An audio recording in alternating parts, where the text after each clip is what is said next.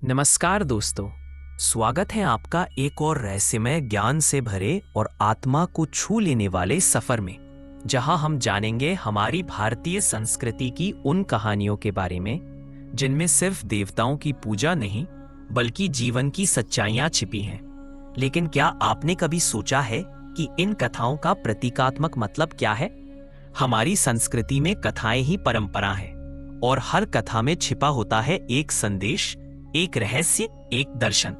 तो आज आइए इन 5 प्रसिद्ध मिथकों के पीछे के गहरे अर्थ को जानें। ये सिर्फ कहानी नहीं, आत्मचिंतन की कुंजी है।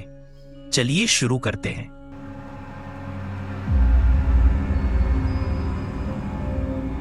कभी लंका का सम्राट रावण, जिसे दुनिया सिर्फ एक राक्षस के रूप में जानती है, पर क्या आपने कभी सोचा है ऐसा विद्वान, शिव भक्त, ब्रह्मज्ञानी आखिर इतना अधर्मी कैसे बना?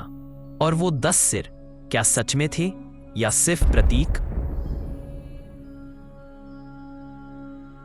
रावण, लंका का राजा, विद्वान, शिव भक्त, परंतु विनाश का प्रतीक। रावण को अक्सर एक 10 सिर वाले राक्षस के रूप में दिखाया गया है, लेकिन यह क्या वास्तव में शारीरिक रूप से 10 सिर थे? नहीं, ऋषियों और ग्रंथों के अनुसार ये सिर्फ प्रतीक थे हमारे भीतर के 10 विकारों का: काम, लस्ट, क्रोध, एंगर, लोभ, ग्रीड, मोह, अटैचमेंट, मद, प्राइड, भय, फियर, ईर्ष्या, एनवी, अहंकार, ईगो और अविवेक, इग्नोरेंस।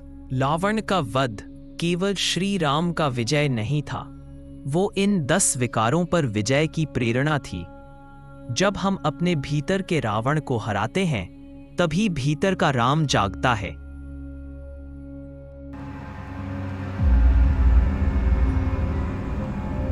एक महासागर जिसमें छुपे हैं अमूल्य रत्न, अमृत और जहर भी। देवता और असुरों का गठजोड़ सिर्फ एक लक्ष्य के लिए, अमरत्व। लेकिन रास्ता आसान नहीं था। सवाल यह है, यह युद्ध बाहर ही था या हमारे भीतर भी कुछ ऐसा ही मंथन चलता है? समुद्र मंथन, एक दिव्य संघर्ष जिसमें देवता और असुर एक साथ मिलकर समुद्र को मथते हैं। यह सिर्फ अमृत की खोज नहीं थी, यह मानव चेतना के गहरे तल को मथने का प्रतीक था। जब हम भीतर उतरते हैं, पहले विष निकलता है, डर, द्वंद्व, भ्रम और पीड़ा। तभी भगवान शिव उसे पीते हैं। उनका नाम होता है नीलकंठ, क्योंकि उन्होंने जहर को भीतर लिया पर बाहर नहीं आने दिया। सीख, जीवन के हर मंथन में पहले कठिनाइयां मिलेंगी, फिर ही अमृत यानी शांति, सफलता और आत्मज्ञान प्रकट होगा। जो जहर झेल सके वही सच्चा शिव बनता है।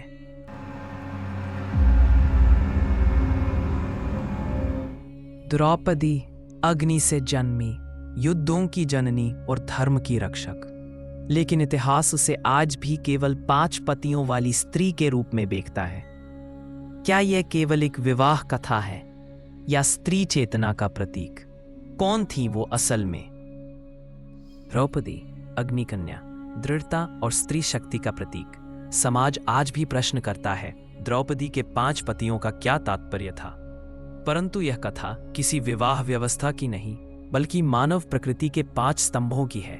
धर्म युधिष्ठिर, बल भीम, ज्ञान अर्जुन, सौंदर्य नकुल और त्याग सहदेव।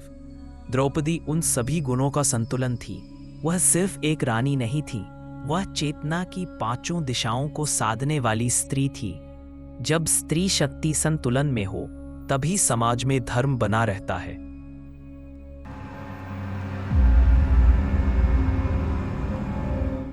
एक बालक, मां का आज्ञाकारी पुत्र, पिता के हाथों सिर कटा और फिर एक हाथी का सिर लगा। क्या ये कोई विचित्र कथा है या फिर प्रतीकात्मक रूप से हमें कुछ सिखाने वाली घटना? क्या आप जानते हैं हाथी क्यों? गणेश, बुद्धि, विवेक और नई शुरुआत के देवता, पर क्यों एक बालक को हाथी का सिर दिया गया? यह कोई दुर्घटना नहीं, बल्कि एक गहरा संकेत था। हाथी स्थिरता, स्मृति, शांति और दूरदृष्टि का प्रतीक है। शिव ने जब गणेश का सिर काटा तो अहंकार को काटा।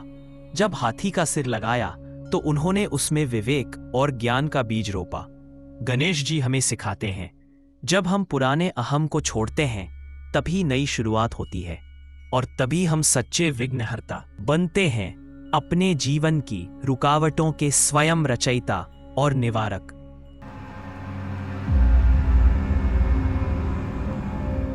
सूर्यपुत्र कर्ण जन्म से दिव्य, लेकिन जीवन भर अस्वीकारा गया।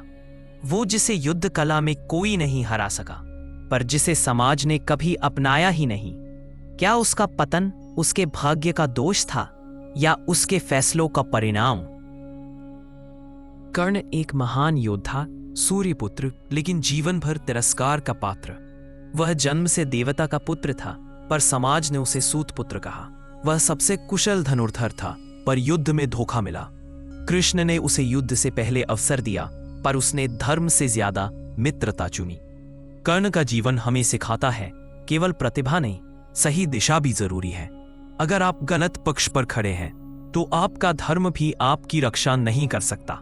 कर्ण की त्रासदी यही थी, उसका दिल सच्चा था पर निर्णय गलत। इसलिए वह वीर होते हुए भी इतिहास में एक दुखद अध्याय बन गया। तो दोस्तों, ये कहानियां हमें डराने या चमत्कारी दिखाने के लिए नहीं थी।